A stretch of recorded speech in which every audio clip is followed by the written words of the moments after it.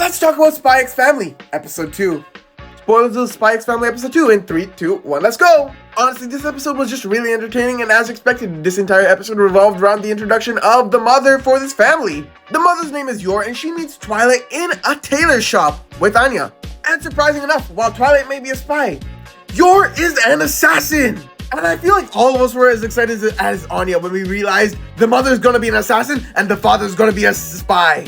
And honestly, it's just absolutely hilarious to realize that the reason Anya tries to get the two together, trying to expose that she doesn't have a mother so that Yor could get with Twilight, is because she just finds an extremely exciting concept and an extremely entertaining concept that her father will be a spy and her mother will be an assassin. Though I'm not 100% sure on this, though it does seem like the spy, Twilight, and the assassin Yor, they're not far for fighting for the same side.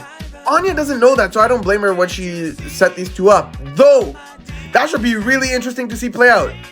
Though at the same time, you feel scared for the family dynamic once it all finally comes to light. And the social structure in this anime seems to be absolutely trash. It's literally a society where if someone pisses you off, you could literally go to the authorities and say, I think that person is a spy, and they'll get arrested and investigated and maybe even tortured for the potential thought of being a spy.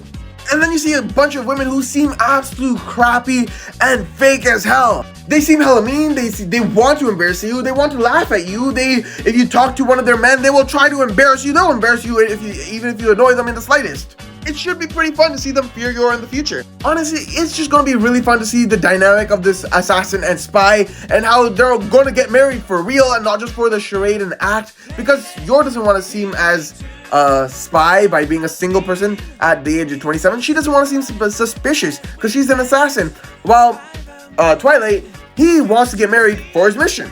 That should be pretty fun to watch, and if they actually turn out to be on opposite sides, it should be pretty interesting to see how Anya reacts, what happens to this entire family dynamic, and whether they'll in the end come together, and what will happen at the end when the mission ends and they all have to part their own ways, and whether they'll actually stay together at the end, stick as a family, and work as a group of spies/assassins together. And one of the best parts of this dynamic so far is how we're already experiencing when Yor sets him up for a date with her to go to a party.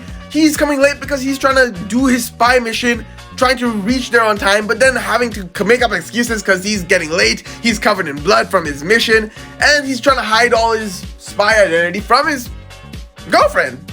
Overall, this episode was just really fun to watch.